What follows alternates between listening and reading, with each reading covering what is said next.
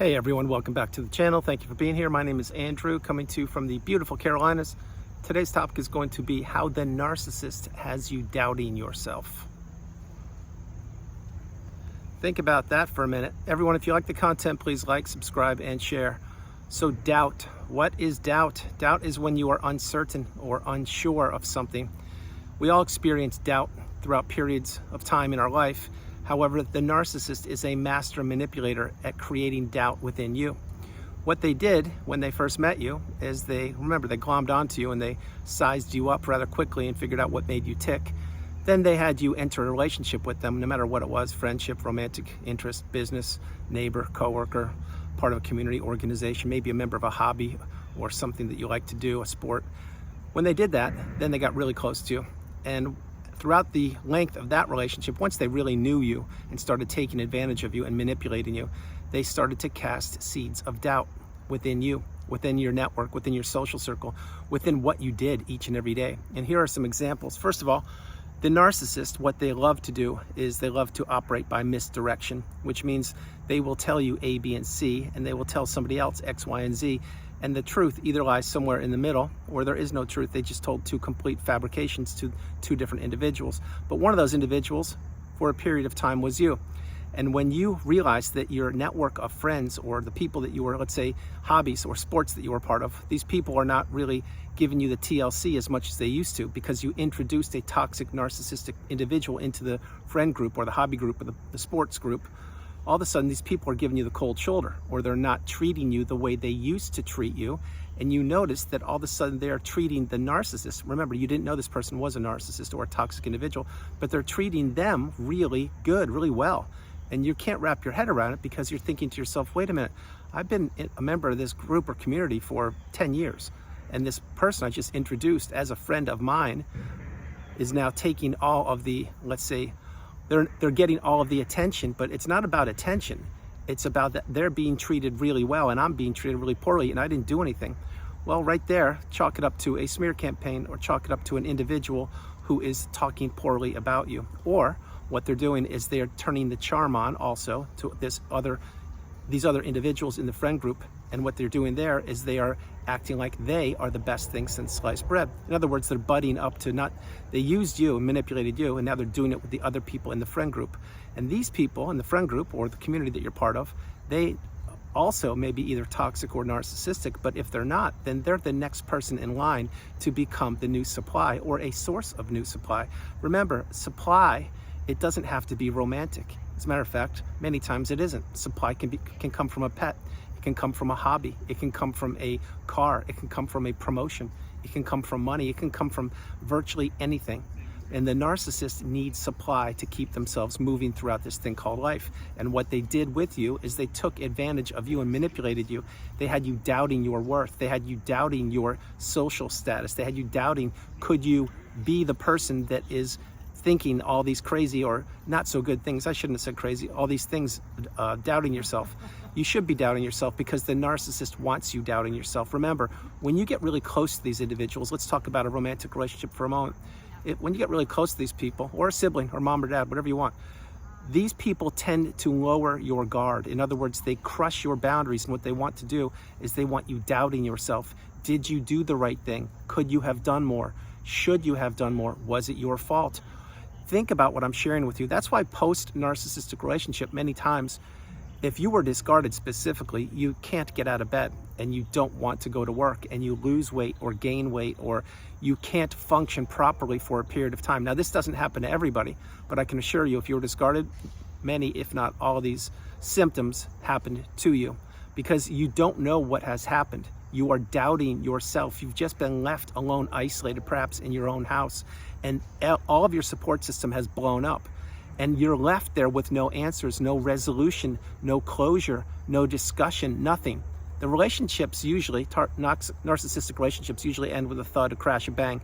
And one individual, which I'm certain was you, pays the price. And what the price is, it's putting yourself back together, number one. Number two, processing what narcissism is. Number three, removing all doubt, because the narcissist sprinkled in doubt all throughout the relationship, which I'll talk about that in a moment. And number four, to heal properly. Now keep this in mind also, the narcissist, post-narcissistic relationship, they have nothing to heal from because they're empty inside. There's nothing for them to heal from. They don't believe, number one, that they did anything wrong. Number two, they are emotionless and they are cowards and bullies. Emotionless means there's no empathy to them. There's no love to them. They can just take a relationship of 1 year, 5 years, a lifetime, and just crumble it up and throw it away on the freeway like a sheet of paper. That's what they do. And they do this throughout their whole existence.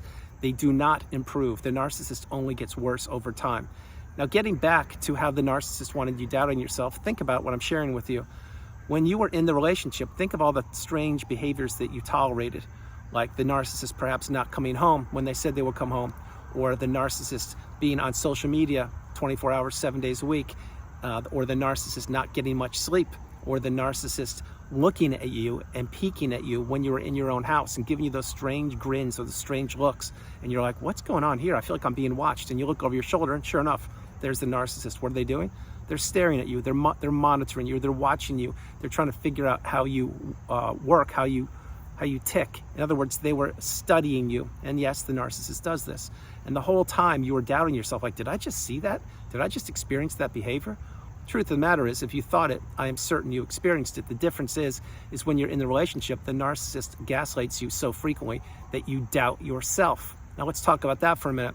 What is gaslighting? It's when an individual has you doubt your sense of reality of the past, the present, or the future.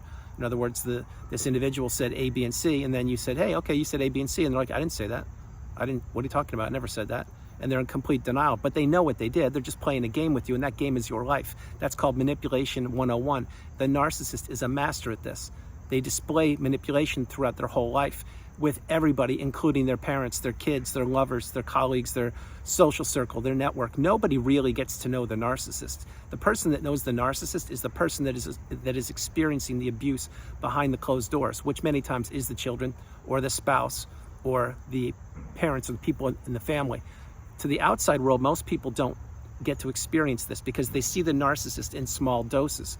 And that is why when the smear campaign is administered, which is it is administered from the very beginning of the relationship, maybe not day one, but as soon as they have their dirty fangs sunken into, that's when the smear campaign is going to kick off usually. But that's why many times when you are discarded and the relationship has ended, nobody comes to check in on you. Nobody knocks on your door. I'll tell you why. Because number one, the smear campaign, but number two, everyone is doubting that the narcissist did what they did. Everyone believes the wrong side of the story. Remember, there are two sides to the story if you were discarded. One, your story, and two, the narcissist story. And somewhere in the middle lies the truth. That's just the way it works. But having said that, you never got to tell your story. I can assure you didn't. If you did, no one listened to you and no one cared. And people were trying to remove themselves from you as much as they possibly could because of the smear campaign. Because why? Because they were doubting that you were the person they thought they were. The truth of the matter is it's the exact opposite. The person who administered the smear campaign is the person who should be questioned and doubted. It's not you. It's not the beautiful bright light. It's not the beautiful, abundant, positive, energy-filled individual who's on the channel. It's the toxic narcissist. And I'm telling you right now, each and every one of us reveals ourselves in time. Maybe not today, maybe not tomorrow, but in time, each and every one of us reveals ourselves. What that means is, it means when the chips are down, we get to see what we're made of, and so do other individuals. Do we pick ourselves up by the bootstraps, dust ourselves off and heal? Do we go to work and start to process things and learn about narcissism and educate ourselves and not doubt ourselves, but rather believe in ourselves? That's what we do. What does the narcissist do? There's nothing to heal from within these empty shells. They just glom onto the next unsuspecting individual or recycled relationship, and they continue to plow their way through life, leaving a wake of destruction in their path. That's what they do. But they have people doubting them all around. The thing is, the benefit of the doubt most times goes to those flying monkeys and the people that surround themselves with the narcissist, or vice versa. Because the narcissist, remember, the narcissist needs individuals. They need multiple people around them. You don't need people. When you are in the relationship, why would you be defending yourself or explaining yourself when the smear campaign was underway? There's no reason to, because you didn't do anything. You were being a kind, loving, healthy, stable individual in a relationship that you thought was headed in one direction. Nothing could be further from the truth. The narcissist was trying to puncture holes in the boat that you were rowing, and they did not want that boat to stay afloat. They wanted it to capsize because another boat was coming right down the pike, and they were going to jump onto that boat, watch your boat capsize, and they were going to ride or have the new supply row them off into the sunset, or so they thought, until that boat gets holes punctured in it, and it goes on and on and on. But why I'm sharing all these things is why the narcissist wants you to doubt yourself. That is sprinkled throughout the relationship. They never want you believing in yourself. The narcissist wants you to become an extension of them. They don't want you thinking for yourself. Every time you would come up with a logical or smart decision, example, where to vacation, what would happen? Usually, if the narcissist wanted to go there or not, they would usually poo-poo it. In other words, they didn't want to go because it was your idea. That's why you had to please and or appease the narcissist throughout the whole relationship. You had to do what they wanted, when they wanted, with whom they wanted. That is why so many times the narcissist will get phantom phone calls or phantom texts, or strange people would show up at your house and you're like, who are these people? I've never even heard of these people. And we've been married for 6 years. What's going on here? Just high school friends, or just acquaintances, or somebody's down in their luck. I'm just helping them out. Or, they're really having tough times, so I'm gonna be there for them. Well, that person either A, was a new source of supply. Again, it doesn't have to be romantic. Or B, that person is in cahoots with the narcissist. Either way, what happens is the narcissist always is looking for a new shiny object, a new relationship. They are always on the prowl looking for something they will never find, which is the perfect human being. And remember, the narcissist, anyone in the vicinity of the narcissist, meaning anyone who knows them or who is in their immediate family or who works with them or is the neighbor or in a religious organization or community with them, anyone is susceptible to falling into the narcissistic abusive cycle. Nobody is immune, not one person. And the narcissist knows this, and so does their immediate family. That is why so many times the narcissist surrounds themselves with their immediate family, and perhaps they employ them to keep them close so they can financially abuse them or make them work when they don't want to work. This is exactly what the narcissist does. They want to be in control of virtually everything, of your life, of their own lives, of their kids' lives, of their parents' lives, of their friends' lives, and they will do anything they can to make this control happen. This is exactly what they do. Now, getting back on track, how the narcissist wants you not believing in yourself, doubting yourself. This is all on purpose. The narcissist knows what they are doing. They know how to push your buttons. They know what to use to weaponize your emotions against you. And doubt is very powerful. It's extremely powerful. So let's say, example, that you were at a restaurant with the narcissist, and let's say it's a romantic relationship, and you are there having dinner, and the narcissist is perhaps getting a little too friendly with the waitstaff, or a complete stranger sitting in a booth across from you. Maybe they're batting their eyelashes or giving them the look or giving a little friendly smirk, and you're like, what's going on here? Like, why are you paying attention to these complete strangers, or why are you flirting with the waitstaff? We're here on a dinner, it's supposed to be the two of us. What would they do? They'd say, oh, don't be such a baby. What are you talking about? I didn't do anything. Or that person was looking at me.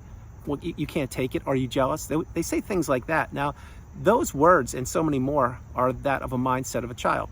They are trying to draw you in, to ruin the night, to get supply from a complete stranger, to triangulate you, and to have you have a poor experience the whole time while you're paying the bill and you're driving home and you're experiencing a rage fit on the way home because they believe that you blew up the dinner, when the truth of the matter is you were just defending what you saw, and you were saying, why are you flirting with the waitstaff? Well, they're flirting with the waitstaff, A, because they can, B, triangulation, like I mentioned, and C, because they want to take away from you and your experience. That's what they want to do. This happens all over the globe. It's happening right now. And it's not until you get the wisdom on my channel and you finally get your first light bulb moment and you process, oh my gosh, I am and or was in a toxic narcissistic relationship. I really need to separate myself from these people. Go no contact, block them, remove all flying monkeys and people associated with them, and begin to heal. That is the path. The path is not to think that you need to stay in the relationship 1 minute longer than you need to when you've identified that you're in an unstable or unhealthy toxic narcissistic relationship. Why would you do that? The only reason you would do that, well, there are a few reasons, but one reason would be because perhaps you're caught up deep in the trauma bond. I get that. Number two would be because perhaps you're financially dependent upon the narcissist and you don't have a way out. Or number three, many times people stay for the kids. I get it. I understand all these things. I'm sharing with you that if you are living under the same roof as the narcissist, or if the narcissist is in your life and they're bombarding you with toxicity and they're having you doubt yourself and they're playing with your emotions and gaslighting you, giving you the silent treatment, etc. This is not good. I really suggest, if you can't go no contact, to utilize Grey Rock, which has just become boring and dull, and get off the radar. Now again, before I close the video, I understand everybody's circumstances are not the same. When kids are involved, it's very challenging. When you have no money or you're financially dependent upon the narcissist, it's extremely challenging as well. And maybe you're married to the narcissist, maybe you're caught up in the trauma bond and you don't even know what that is. But all these things I'm sharing with you, when you're getting the wisdom, you really need to apply the wisdom and utilize the tools that I provide for you. If not now, when? So guys, that's the video. I hope you liked it. I loved doing it from the beautiful Carolinas. This is Andrew. Namaste. Have a great afternoon, evening, or morning, no matter where you are on the planet. You are not alone. Remember that you are not alone.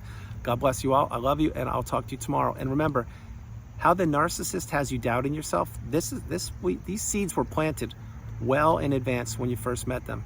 From probably the minute you met them, or definitely the first time you really had an encounter with them, until the relationship ended, and sometimes long after it ends, because you have to process so many things post-narcissistic relationship. That's where you have to put the pieces of the puzzle together, and you usually have to do it all on your own. Yes, you do, because the narcissist, remember, what comes out of their mouth you have to take with a massive 30-pound grain of salt. You never got the truth from them, you never will, and these people are everywhere. That's why you need to insulate yourself and protect yourself. Again, guys, no matter where you are on the planet, you are not alone. Remember that. I love you, and I'll talk to you tomorrow. All right, bye.